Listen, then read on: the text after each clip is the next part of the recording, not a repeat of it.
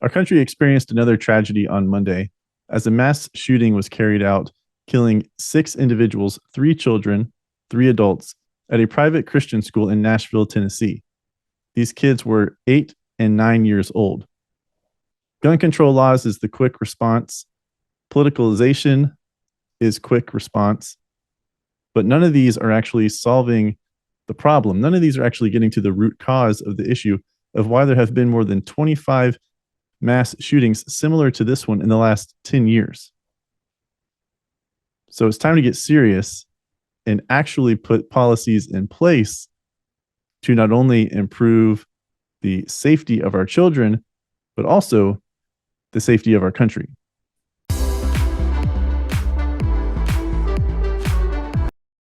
Welcome to Counterthought. Details continue to come pouring in from the Nashville Metro Police Department regarding what occurred on Monday. What was the motive behind it, the manifesto, the details about the shooter themselves or herself. And while all that is being sorted out, and while all of that is important, that information only provides information for this incident. And it can, you can glean a little bit of information from it, sure. But we need to be having a larger discussion about protecting our children in schools and also the mental health aspect in this country. As I said in the open, there have been more than 25 mass shootings similar to this in the last 10 years. Episode 50 of this podcast was about mass shootings in the aftermath of the Buffalo shooting that occurred last year. The quick debate becomes gun control. President Biden and his spokesperson, Karine Jean-Pierre, waited no less than 2 hours after the shooting was reported for them to talk about gun control and passing an assault weapons ban. Less than 2 hours. That's maybe an hour and a half for the families of the victims to grieve, and then you're going into your political corners. But gun control will not solve this, and I talked about that in episode 50. Gun control is not the problem. There is no logical explanation.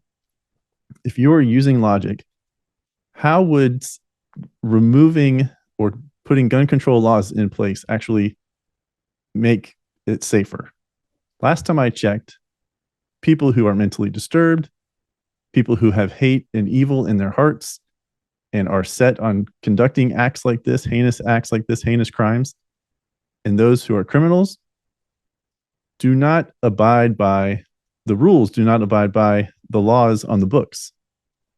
So why would we disarm and take away rights from Americans so that they have less protections and believe that those who would be committing these crimes, are going to also play by those same rules? There's just no logic to that argument. So gun control, if you talk about gun control, and that is your response to mass shootings, whether it's at a school or a grocery store or a nightclub, as we have seen in recent years, then you are not serious about this conversation, in my opinion. You are not serious about this conversation because gun control does not work. We need to get to the root cause of the problem. And what is the root cause of the problem? These individuals who have committed these mass shootings, there's evil and hate in their hearts. There's a mental health crisis going on in this country. The resources are not there. And when the resources are there in certain states, children, those who are younger than 18 years old in some states are able to take control of their own mental health and completely keep the parents in the dark. Keep their parents in the dark.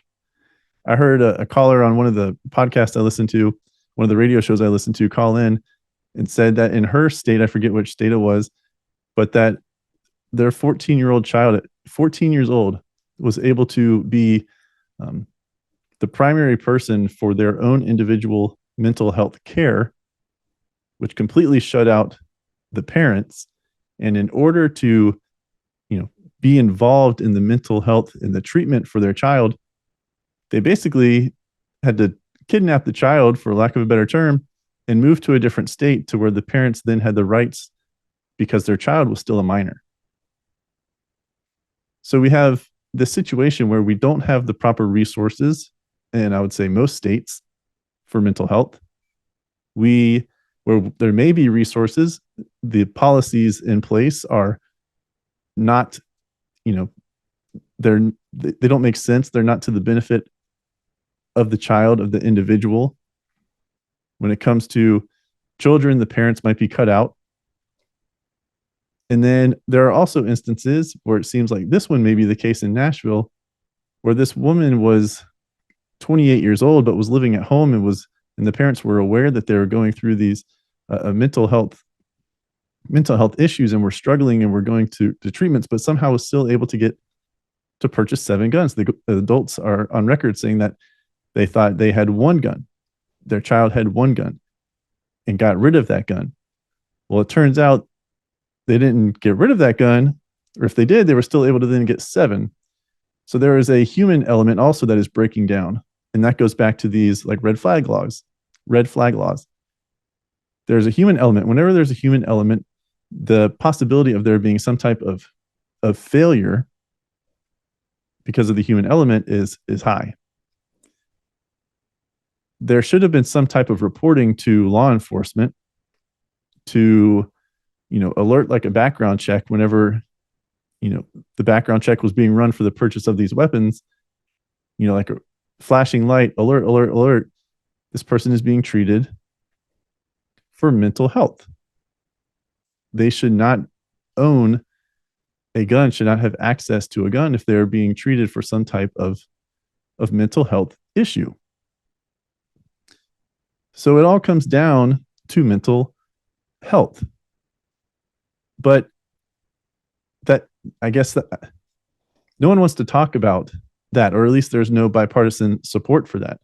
Sure, we can do maybe some quick actions. Would love to see, an SRO, a school resource officer, an armed school resource officer, be on every campus, regardless of if it's a public school, a private school, a charter school, what have you. Every place where there's education in this country, there should be an armed SRO. Now you'll hear those who are against that say, oh, well, now you're having kids walk around and there's a gun on campus. That's traumatizing. They're going through these drills and everything for an active shooter situation, putting them through the trauma. That's the argument I heard from Jessica Tarlov on The Five on Fox News earlier today, that, they're going through this trauma. Well, let's see, what's better? A little bit of so-called trauma, if any trauma is taking place with a drill. You don't hear anybody making an argument of, oh, there's trauma whenever you're simulating a fire drill, but there's trauma for an active shooter drill. But let's say even there was a little bit of trauma. What's worse? A little bit of trauma for practicing how to save your own life in that type of situation, or not practicing, not knowing how to protect yourself, knowing how to get help, call 911, and all of those things that go into these trainings, into these simulations. What's worse? A little bit of trauma, which is arguable, or death, right? Can we be okay with maybe sacrificing just a few kids having a little bit of trauma during these exercises in order to save their life? We should be able to agree on that. And there are plenty of former veterans, former police officers who would love to be around kids and protect kids and have the relationship with the children. A lot of school resource officers, if not all of them, are seen as a positive. I remember my schools growing up in the 90s and the 2000s having a school resource officer. And most kids, I remember me specifically, thought they were one of the coolest people on campus, right there up with the cool teacher and everything.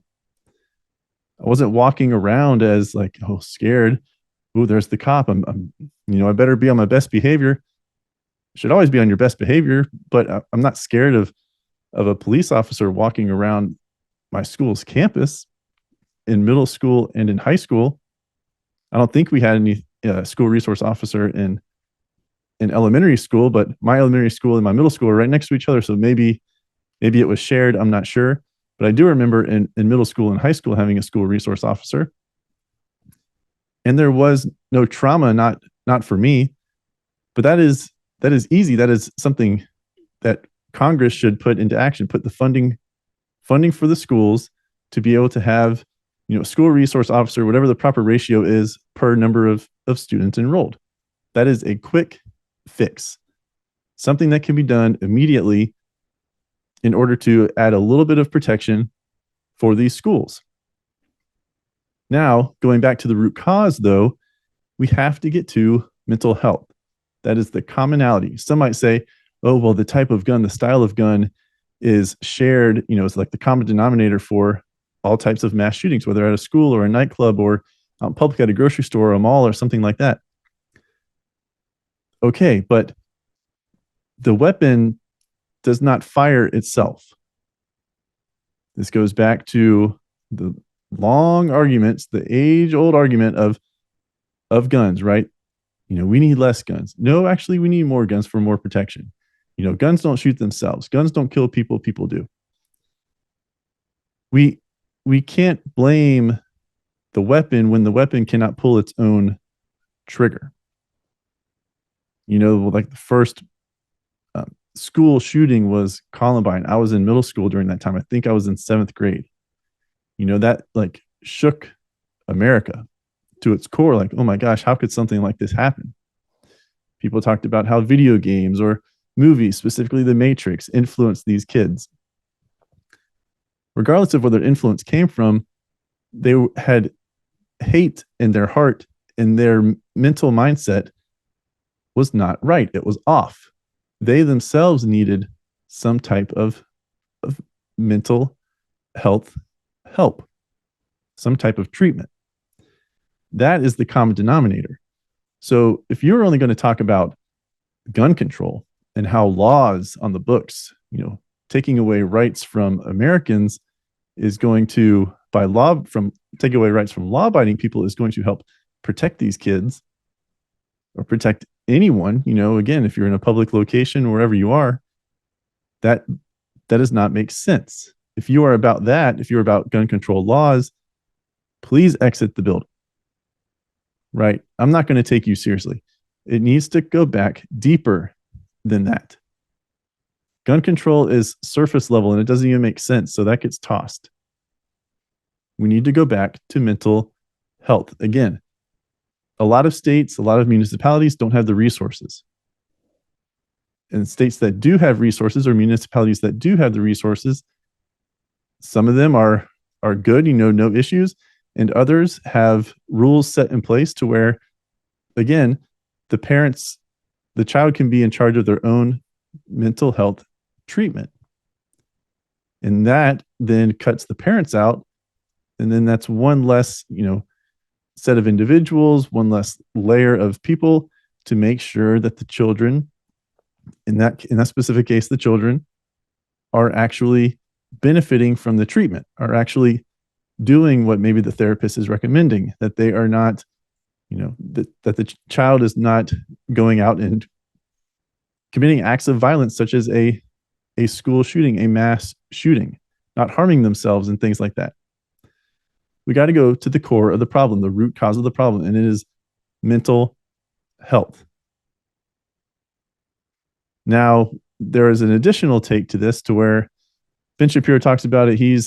I would say he's very reluctant to say that because someone talks about a certain thing, whether it's causing division, amongst two groups, that person is not responsible, even if someone maybe who listens to that individual follows what they're saying, and that they're not responsible for incitement.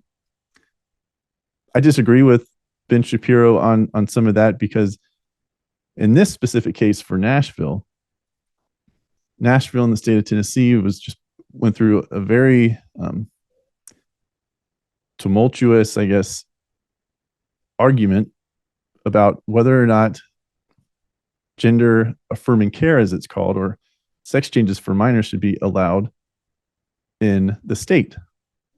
Well, there's been an uprising from certain trans groups about how they need to, basically use violence to make it known that this cannot be allowed. Basically, we have no other option, so we're going to commit violence. And then I think about 2 weeks later is when this mass shooting occurred from when that was passed, outlawing it in the state of Tennessee and in Nashville.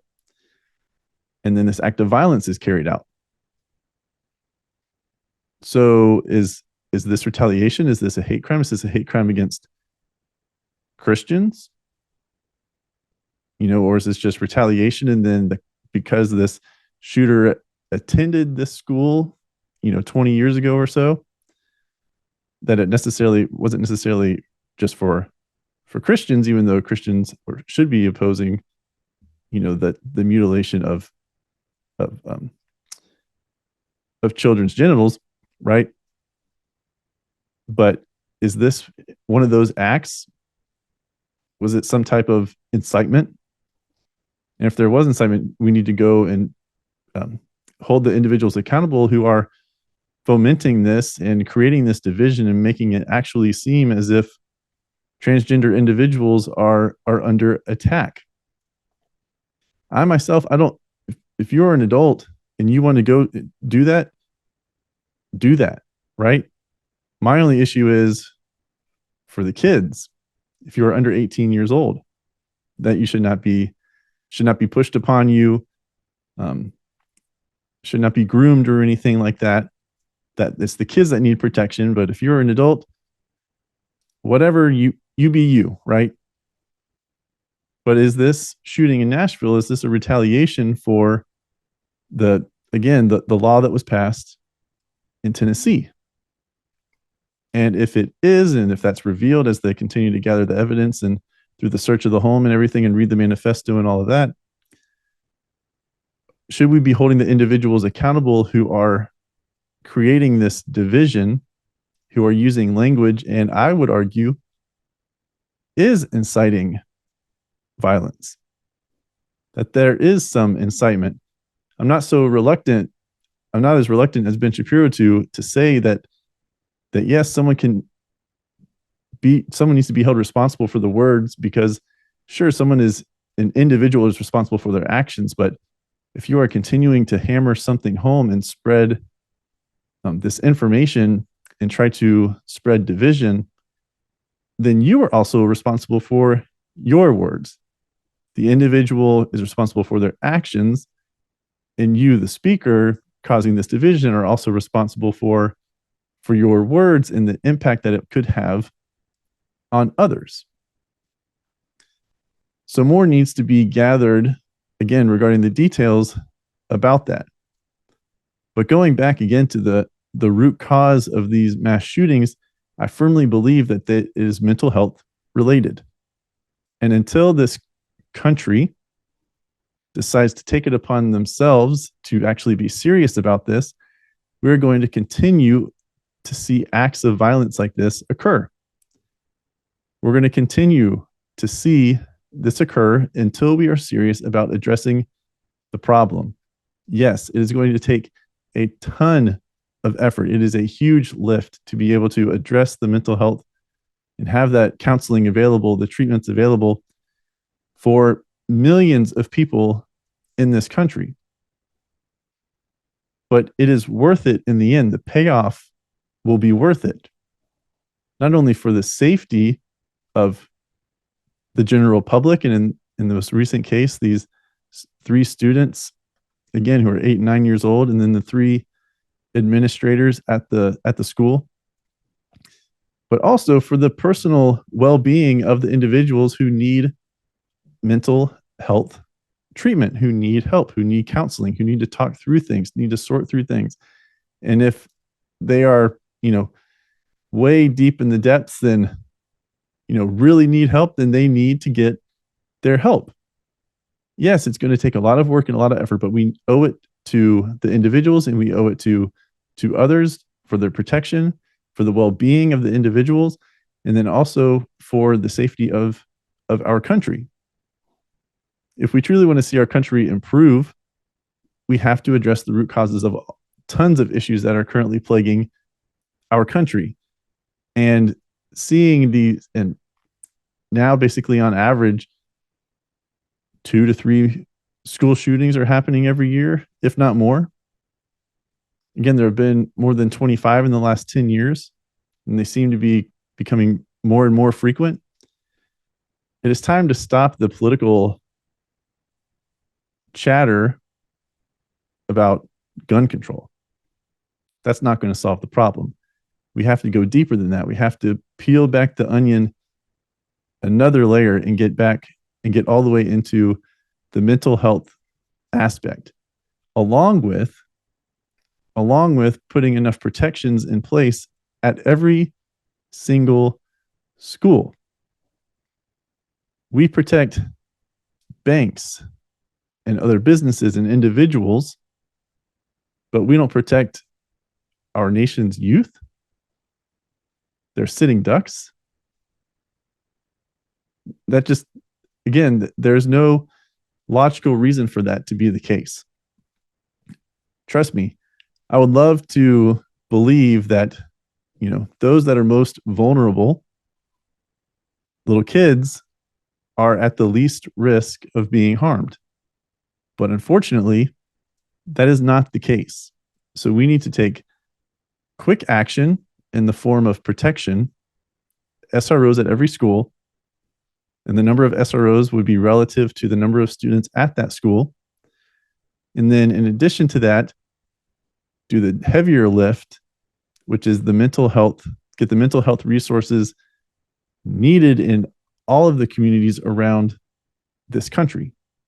So we need to stop trying to score quick political points. We need to be accountable for the language that we're using and understand that what we are saying, even if it doesn't affect us, it could be influencing other people, and it could be influencing people who don't maybe have the mental ability to not act upon or to control their thoughts, and then therefore are incited, I argue, incited to carry out heinous acts in response to those that they listen to, those that they look up to, those who have influence over them. We need to take the quick, actionable steps to protect the kids, and also we need to embrace that we need to seriously invest in mental health for our country, not only for the protection of our country, but also for the betterment of the individuals who need it, so that therefore we can try to eliminate mass shootings like this from occurring ever again.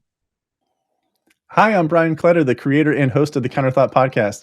Thank you for watching this video. Remember to like it, and then also check out these 2 videos and subscribe to the channel. For more daily content from me, you can find me on Instagram at CounterThoughtCEO and the official Counterthought Instagram page at counter_thought. Thank you for watching, and spread the word.